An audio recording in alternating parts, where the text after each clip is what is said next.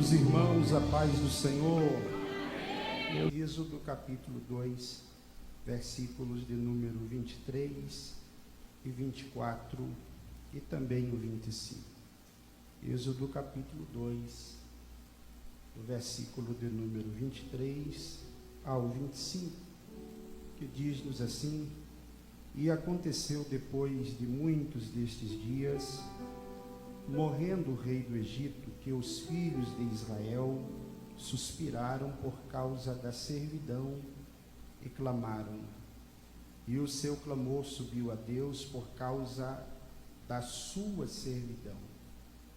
E ouviu Deus o seu gemido, e lembrou-se Deus do seu concerto com Abraão, com Isaque, com Jacó. E atentou Deus para os filhos de Israel, e conheceu-os o Senhor. Você pode dizer amém? Amém. Podeis tomar assento, meus irmãos. Queridos, enquanto eu estava aqui assentado e ao observarmos a forma com a qual o Senhor Deus ele tem falado em nosso meio esta noite, o Senhor trouxe paz ao meu coração para refletirmos um pouco sobre esta palavra. É de conhecimento de todos os irmãos que no capítulo de número 12 do livro do Gênesis, Deus faz um chamado ao patriarca Abraão. O chamado que Deus faz a Abraão não é um chamado que está restrito exclusivamente ao patriarca. O Senhor, ele faz uma chamada, faz uma promessa, e a chamada é para que Abraão se disponha, primeiramente, a sair do meio da sua terra, do meio da sua parentela, da casa de seu pai, e em sinônimo de obediência e por meio de fé, ir a uma terra que o Senhor lhe mostraria. Após o Senhor fazer este pedido a Abraão, o Senhor descreve-lhe o que faria por ele ou quais seriam os resultados da sua obediência. O Senhor diz que faria de Abraão uma grande nação, que engrandeceria o nome de Abraão, que em Abraão ou através de Abraão seriam benditas todas as famílias da terra. Esta é uma promessa. Se observarmos a narrativa bíblica, os capítulos que se seguem após o capítulo de número 12 ainda do livro do Gênesis, fica muito claro para nós que Abraão, ele obedece a Deus. Ele sai. E entre tantos acertos e erros de Abraão, a Bíblia também mostra-nos que esta promessa que Deus faz a ele, como eu disse aqui no início, ela não fica restrita a ele.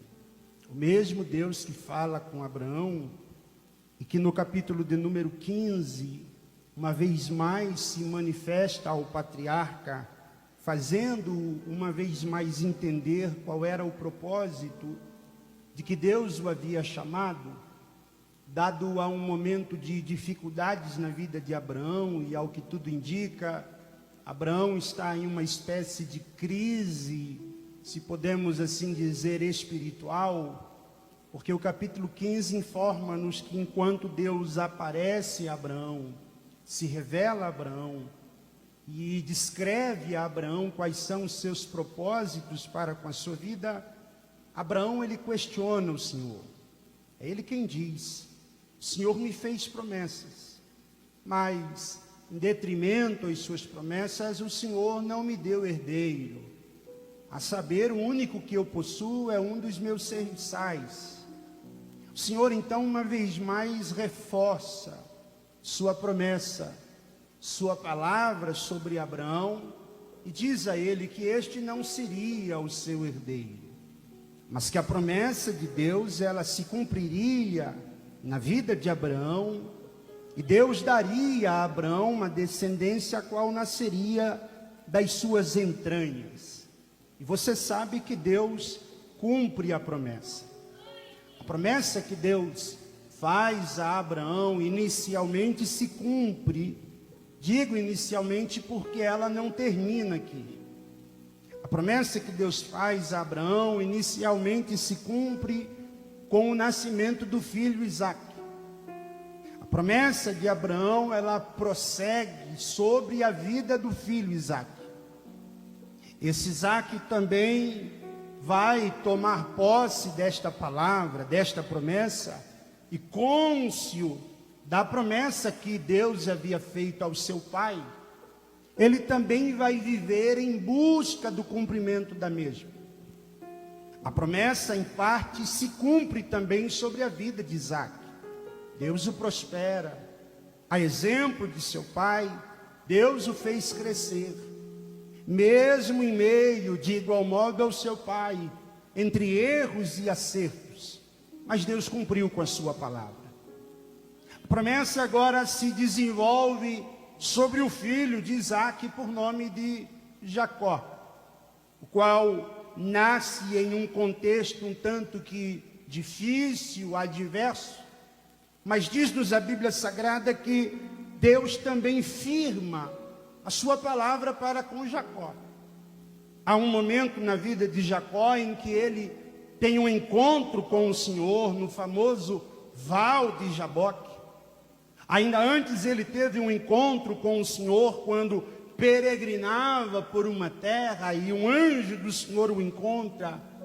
Deus firma a sua palavra com Jacó. Logo, o que nós vemos é um Deus, à luz das Escrituras, que fez promessas, que estabeleceu os seus propósitos, que estabeleceu os seus concertos, que estabeleceu as suas alianças, que estabeleceu a sua palavra para com o seu povo. E a pergunta é, até aqui Deus está cumprindo com a sua palavra, sim ou não? Deus está cumprindo. Mas o que nos chama a atenção é que ainda no capítulo 15 do livro do Gênesis, o Senhor Deus, ele fez menção ao patriarca Abraão, dizendo: olha, esse povo que de ti será gerado, esta nação a qual eu colocarei na sua linhagem, irá peregrinar em uma terra estranha, e lá nesta terra estranha eles sofrerão, serão pisoteados, esmagados, mas o próprio Deus é quem diz: mas ao tempo determinado, eu os tirarei de lá. E aí, Abraão, eu os conduzirei para a terra que eu tenho para eles preparar. O cenário que se desenvolve no livro do Êxodo, o capítulo de número 2, é exatamente o período qual Deus havia dito a Abraão no capítulo 15. É exatamente o período da grande dificuldade enfrentada por este povo. É exatamente o período, dentro da cronologia histórica do povo de Israel, em que o próprio Deus já havia traçado para eles o tempo da adversidade. Pensando sobre isso, eu, ao analisar o texto, gostaria de pensar com os irmãos sobre esta ideia de que Deus, ele nos faz promessas, mas o mesmo Deus que nos faz promessas é o mesmo Deus que traça para nós um tempo de dificuldades, um tempo de testes, um tempo de lutas, um tempo de crises, um tempo de incertezas. E a grande pergunta é: qual é o cenário ou qual é a condição nossa mediante a esse tempo? O que fazer? Qual é a receita, à luz do texto sagrado, para que a gente possa suportar isso, sobreviver a isso, e como passar por isso? Observe, quando nós falamos de sermos portadores de promessa, e em especial uma promessa da parte de Deus, é muito comum entre nós que nós pensemos que o Senhor é aquele que fez-nos a promessa e que muito em breve ou muito logo, Ele assim então fará cumprir a sua palavra. Ele disse, foi Ele quem falou, foi Ele quem estabeleceu. Há coisas, há concertos, há alianças que Deus firmou conosco, das quais nós não tínhamos ciência. Mas após Deus falar conosco, o que nós mais aguardamos é o cumprimento dela. E se pararmos para analisar, isso faz parte da nossa expectativa humana, do nosso comportamento humano. Aos irmãos aqui que já ingressaram em um aspecto de entrevistas para emprego, e há empresas que você passa por alguns estágios de entrevista. Você conversa com alguém do RH, depois ele marca uma entrevista com alguém de uma questão psicológica, depois marca uma entrevista com mais não sei quem, e para cada etapa que você passa, o que você aguarda é que em algum instante o seu telefone toque, e é alguém do outro lado dizendo, olha, você foi aprovado em todas as entrevistas, pode se preparar, segunda-feira, traga os documentos pessoais, venha para a empresa, 8 horas da manhã, esteja aqui para a última conversa, alinhamento, marcaremos o exame admissional, e aí você começa já na terça-feira. É assim ou não é? Nós, quando recebemos promessas de Deus, caminhamos mais ou menos assim. Deus fala hoje, nós esperamos que Deus cumpra amanhã. Deus fala conosco hoje, à luz da palavra, filho meu, vou te abençoar, vou salvar, vou curar, vou libertar, vou fazer. E a gente espera que seja para já, para amanhã, para segunda, no máximo terça-feira. Aí nós ouvimos aqui a nossa irmã Maria Brito, peço licença com todo respeito, que nos informou que foi um período de quase 2 anos para se ouvir de um médico dizendo, você não tem nada. Aqui a gente não tem mais nada para fazer por você. Porque isso, porque o nosso instinto, ele exige que as coisas sejam para já. Mas o Deus da promessa não trabalha para já. Deus da promessa trabalha com processos. O Deus da promessa trabalha com o tempo, não o tempo dos homens. Deus tem o seu próprio tempo e nós não entendemos o tempo de Deus. O tempo se passa. Esse povo é levado por intermédio de José, aquele sonhador que é um dos filhos de Jacó, que é o portador da promessa do bisavô. Quem então ouviu falar que está uma bênção determinada de Deus sobre a sua família. Esse José tem sonhos, por causa dos seus sonhos é invejado, por causa dos seus sonhos é caluniado, por causa dos seus sonhos é jogado em uma cisterna, por causa dos seus sonhos é vendido como escravo, por causa dos seus sonhos é levado para a casa de Potifar para servir-lhe dentre os seus serviçais. Por causa dos seus sonhos ele é subornado, ou melhor, é tentado uma vez mais dentro da casa de Potifar, caluniado, é levado para a prisão. Por causa dos seus sonhos ele para em uma prisão, mas por causa dos seus sonhos, quando Deus decide se lembrar dele, e quando eu falo que Deus decide se lembrar, não é que Deus esquece, mas é que Deus falou, chegou o tempo de eu começar a executar o que eu prometi na sua vida, o que eu te fiz sonhar. Quando chega o tempo, Deus o conduz à cadeira de governador do Egito, porque Deus é aquele que pode passar os céus e a terra, pode passar os anos, mas os sonhos que Ele colocou sobre a nossa vida, a promessa que Ele fez para conosco, ao tempo determinado pelo Deus da promessa, se cumprirá. Deus cumpre com a sua palavra. E esse José, quando chega lá no Egito, é agora conduzido à cadeira de governador do Egito. Diz-nos a Bíblia que o faraó dos seus dias coloca tudo que há ali sob o seu domínio, ele administra. Você sabe de Bíblia melhor do que eu, e sabe que num tempo em que veio a fome sobre todo o povo, O Egito, que nesse período é a potência mundial da época, é a única cidade, a única nação que tem alimento estocado para atender às demandas, tanto locais quanto dos demais povos. E entre esses que vêm comprar alimento lá no Egito, vêm os seus irmãos, os mesmos que invejaram ele, que caluniaram ele, que difamaram, que o venderam como escravo e que mentiram para o pai dizendo: morreu papai.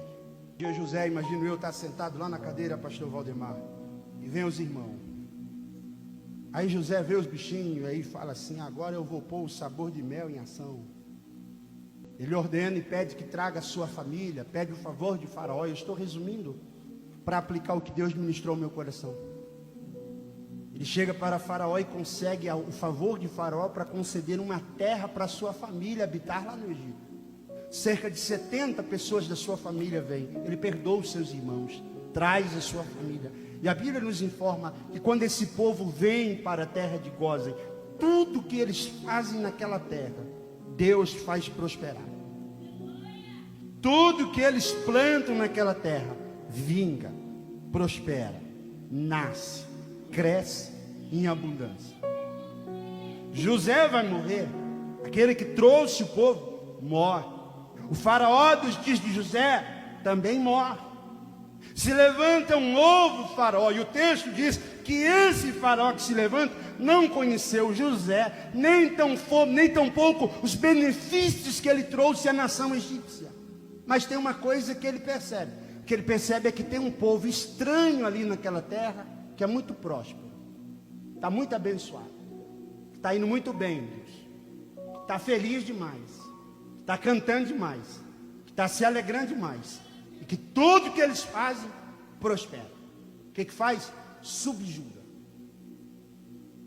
O grande problema surge exatamente aqui, porque um povo que está a caminho, a percurso de alcançar o ideal estabelecido por Deus para com as suas vidas, são de uma hora para outra tomados, e agora são tornados como escravos. Sofrem, têm que trabalhar, têm que labutar, construírem, fazerem acontecer agora. Todos os privilégios e regalias que possuíam são tirados deles. No que sobra? Sofrimento. E para quem faz corpo mole, escote no lombo. Os alimentos que a terra produzia, que tanto os alegravam, o gado que quem sabe possuía, que tanto lhes satisfazia, são tirados. E o que eles comem agora? Pepino, alho, cebola, só coisa boa. O que esse povo faz? Tem uma promessa, mas é o tempo de crise. Tem uma promessa, mas é um tempo de angústia. Tem uma promessa, mas é um tempo de escassez. Tem uma promessa, mas é um tempo de luta. Tem uma promessa, mas é um tempo de sofrimento. A pergunta é: onde está o Deus da promessa? Deus falou que a gente iria, a gente até chegou a um pedaço do caminho, mas olha onde a gente parou agora. Olha o sofrimento que nos sobreveio, olha a angústia que nos sobreveio, olha a dor que nos sobreveio. E a pergunta é: onde está Deus agora? Aí o texto nos informa que esse miserável desse faraó, que está oprimindo o povo, vai morrer. E há de se levantar um outro faraó, e o povo está sofrendo por causa das agruras por eles apontadas. Agora olha o que o texto diz a partir do versículo 23, e é aqui que eu preciso aplicar o que Deus colocou no meu coração. E aconteceu, depois de muitos desses dias, morrendo o rei do Egito, que os filhos de Israel suspiraram por causa da servidão. Eles estão sofrendo por causa do quê? Diga comigo: por causa da servidão. Diga: eles sofrem por causa da servidão. E olha o que o texto diz: e clamaram, e o seu clamor subiu a Deus por causa da sua servidão. Observe, a causa do sofrimento é a servidão, e a causa do clamor também é a servir. Agora observe isso aqui: só há uma coisa que a gente pode fazer mediante ao tempo difícil da vida, ou melhor, duas coisas. Primeiro, Ou a gente se deixa levar pelo tempo da angústia, pelo tempo da prova, pelo tempo do sofrimento, pelo tempo das dificuldades, e dizemos, vamos ver aonde é que isso vai parar, porque a gente já está sofrendo. Sofre, qual é o motivo do sofrimento? Servidão, escravos. E o texto nos informa que eles sofrem, estão gemendo por causa da servidão. Mas o texto elenca para nós de uma verdade que é sobremodo importante, pois diz-nos, e clamaram, e o seu clamor subiu a Deus por causa da sua servidão. O mesmo motivo que fez eles sofrerem, Dilson, foi o mesmo motivo que fez eles clamar. O mesmo motivo que fez, quem sabe, duvidar das promessas, é o mesmo motivo que está dizendo, há um Deus no céu, que se a gente clamar, se a gente pedir, se a gente rogar, se a gente implorar, Ele não vai deixar a gente morrer aqui. É o mesmo. Sabe o que Deus está dizendo para nós aqui esta noite? A causa do teu sofrimento, você já identificou ela, você já sabe que a causa do teu sofrimento hoje, quem sabe é o cônjuge, quem sabe é o filho, quem sabe é a família, quem sabe é a porta fechada, quem sabe é o diagnóstico médico, quem sabe são as crises emocionais da vida, quem sabe são as lutas da vida. Deus está dizendo, eu sei do teu problema. A pergunta é, tu vai deixar ele acabar contigo assim? Ou você vai usar esse tempo de dificuldade para dizer, eu sei que há um Deus no céu, que pode ouvir o meu clamor, que pode intervir na minha história, porque eu não cheguei aqui por acaso. A minha casa é promessa dele, meu casamento é promessa dele, meus filhos é promessa dele, a minha vida é promessa dele. Por isso eu não ficarei calado, mas eu clamarei ao Deus Todo-Poderoso, e eu creio que ele pode intervir ao meu favor. Por que isso, pastor? Porque tem gente, Nilson, tem gente, pastor Gutenberg, que a vida está batendo nele de taca. Tem gente que a vida está surrando, e ele está olhando para a crise, para o problema, e está dizendo que coisa ruim, que coisa difícil, eu nunca imaginei passar por isso, eu nunca imaginei que ia sofrer tanto. Deus está dizendo, eu sei de tudo que se passa, é tempo de você mudar a tua postura, e dizer, a crise já está aí, a dor já está aí, o problema já está aí, mas há um Deus que conhece tudo, e eu sei que Ele pode intervir na minha vida. Eu vou clamar a Ele, eu vou orar ao Deus do céu, porque Ele pode entrar com a providência na minha história. Este é quem diz que foi por causa da servidão que eles clamaram. A servidão não pode nos levar a baixarmos a cabeça. Essa dor que você passa, meu irmão, minha irmã, não pode levar você a jogar os pontos. Essa crise que você passa não pode levar você a jogar a toalha. Essas dificuldades que você passa não pode levar você a abandonar tudo, a chutar o pau da barraca, a abandonar sua casa, a sua família. Deus está falando com alguém aqui esta noite. Se você abrir a boca para clamar aqui embaixo, eu vou te ouvir aqui de cima. Se você abrir a boca aqui embaixo para pedir, ó Deus que pode todas as coisas, vai se inclinar para a tua casa, para a tua família, porque isso Deus falou comigo enquanto eu estava sentado aqui. Diga para a minha igreja que esta é a noite que eu responderei orações que o meu povo tem colocado na minha presença, porque eu sou Deus que ainda ouço o clamor daqueles que pedem com insistência. Eu sei que tu não gosta disso, eu sei, mas olha para alguém aí e diz, tu vai deixar te matar essa crise? Tu vai deixar a crise te matar ou tu vai abrir a boca? Tu pode falar para alguém aí, tu vai deixar a crise sucumbir você, sufocar você, ou tu vai mudar a postura? Deus não te chamou para ficar com a cabeça para baixo. Deus não te chamou para ficar olhando dizendo, vou morrer assim, vai nada. Deus não te chamou para ficar dizendo, vou acabar desse jeito, vai nada. Deus desce nesta casa hoje para dizer, se tu abrir a boca, se tu pedir, eu sou Deus que entro na tua batalha.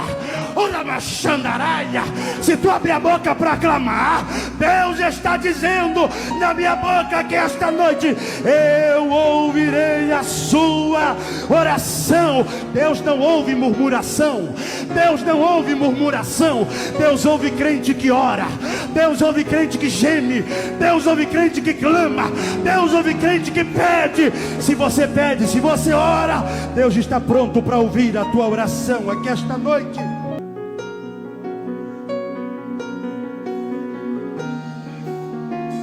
Uma graça de Deus sobre nós. Há uma graça de Deus sobre nós. Servidão é uma realidade, mas a servidão levou eles a clamar. E olha o que o texto diz: e o seu clamor subiu a quem, irmãos? Diga comigo, subiu a Deus. Diga para alguém aí, chegou aonde precisava chegar. Por que chegou onde precisava chegar, pastor? Porque o homem não pode fazer nada. Tem crises que os homens jamais poderão fazer alguma coisa por nós, pastor Reinaldo. Tem dificuldades que os homens jamais poderão realizar alguma coisa por nós. Mas quando o texto está dizendo, não está aqui por em vão, irmão, não está aqui por acaso, e o seu clamor subiu até a Deus. É o escritor se preparando para dizer, chegou em quem pode mudar o cenário, chegou em quem pode mudar a cena, chegou em quem pode reverter o cativeiro, chegou em quem pode mudar a história. Eu sinto uma graça de Deus aqui. Olha o que o texto diz, olha o que o texto diz, verso 24. E ouviu Deus o seu gemido. Primeiro o texto fala que eles clamaram e o clamor chegou diante de Deus. Mas o texto não está falando que Deus ouviu o clamor. O texto está falando que Deus ouviu o seu. Deus ouviu o seu. Porque há momentos que a gente pede, a gente clama, a gente ora, pede. E há exemplo de Ana, há momentos que a gente já não tem mais palavras. Há momentos que a gente já não tem mais o que pedir, a gente só geme. Sabe aquele momento que você dobra o joelho e já não tem mais palavras na boca para falar mais nada? Sabe aquele momento em que você se joga no chão e já não sai mais uma palavra sequer? Tudo que há em você é gemido. Mas sabe por que isso é importante que chega diante de Deus? Porque o Deus que nós servimos aí é o Deus que entende até o gemido da nossa alma. Tem gente que te vê chorando e não sabe por que tu chora.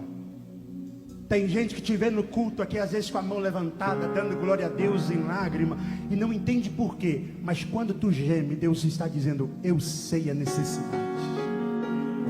Ei, tem gente que não entende porque às vezes tu dá um glória a Deus mais alto, tu levanta a mão, tu pula, tu se alegra. Tem gente que não entende, mas Deus entende até quando você não tem palavras e você fica diante dele gemendo, sem conseguir expressar uma única palavra, porque a tua alma está sobremodo angustiada, e na ausência das palavras, o gemido é a única coisa que te resta. O texto está dizendo, Deus da promessa é tão grande, é tão bom, que ele consegue ouvir até o gemido, e o nosso gemido diante dele chega como condição de pedido. Ao que o texto está dizendo, que quando Deus ouviu o gemido do seu povo, Deus lembrou-se da promessa que havia feito a Abraão, a Isaac e a Jacó. O que é isso, pastor? Deus está dizendo, é noite que eu trago à memória hoje as promessas que eu fiz aos teus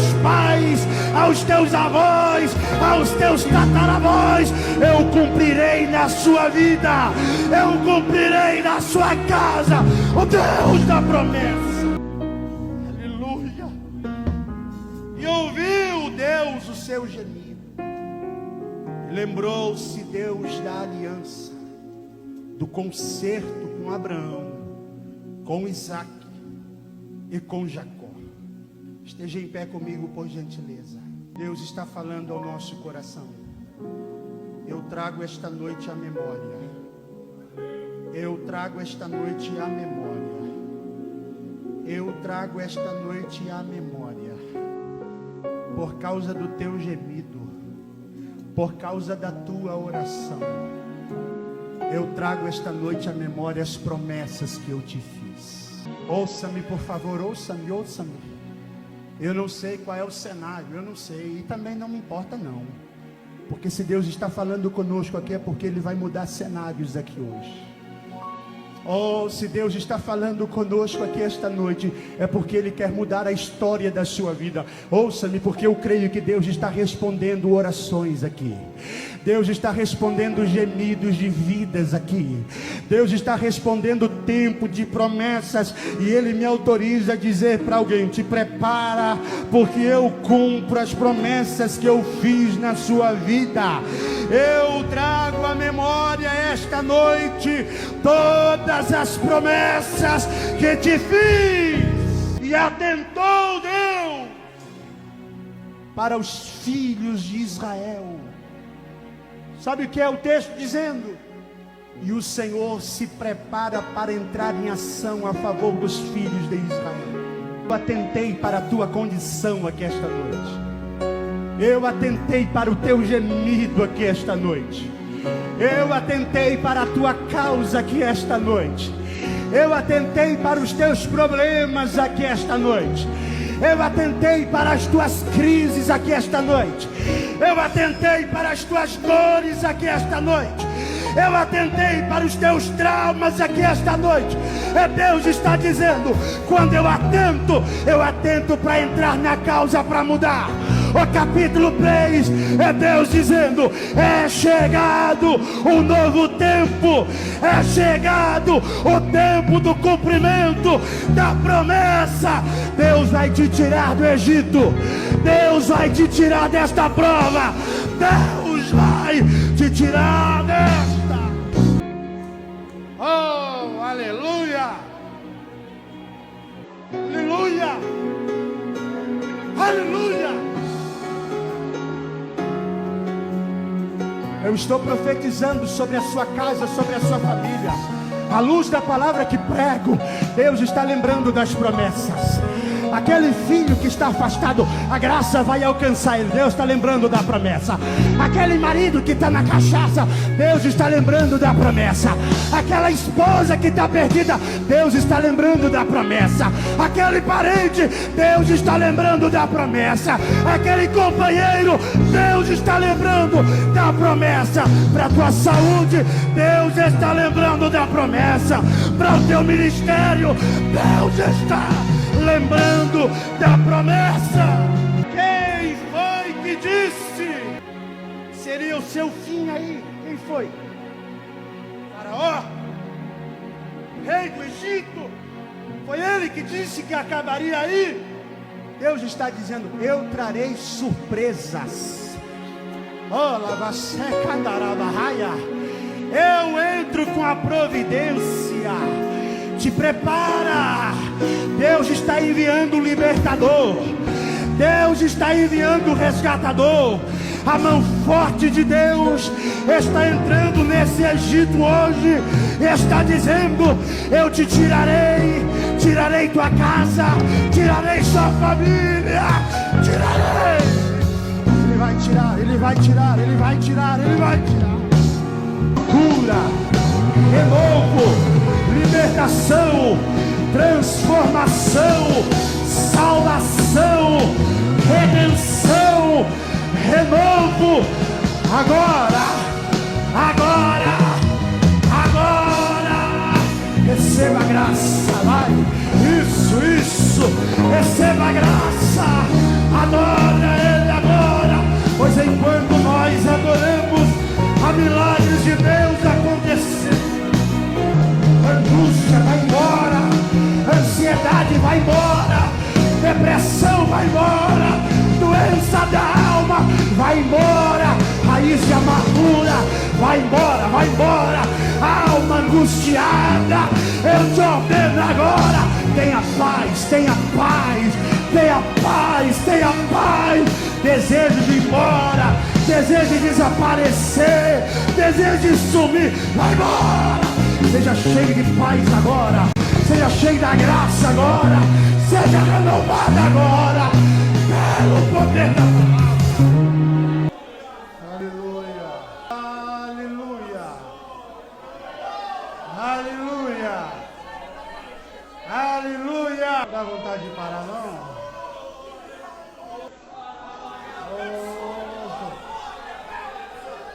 semana abençoada por Deus na sua vida, sua casa, sua família. Aos irmãos que nos visitaram, Deus abençoe, tá bom? São sempre bem-vindos entre nós. Para nós é uma alegria tê-los conosco aqui. Estenda a sua mão, que o Senhor Deus abençoe a todos, levando-nos em paz aos nossos lares, concedendo-nos graça, sendo conosco durante esta semana, indo adiante de todos nós, nos dando vitória, nos livrando, abrindo-nos as portas necessárias e nos livrando de portas que não provêm da parte dele. Que tudo quanto fizermos glorifique, engrandeça e exalte o nome do Senhor, e que o Senhor nos dê graça para que terça-feira estejamos aqui juntos, adorando, exaltando e bendizendo o nome santo do Senhor. É a nossa oração em nome de Jesus. Amém. A graça de nosso Senhor e o amor de Deus e a comunhão do Espírito Santo sejam conosco.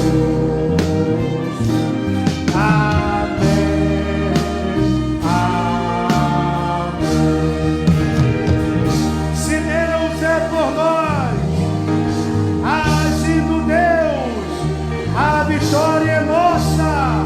Deus abençoe, boa semana a todos, em nome de Jesus.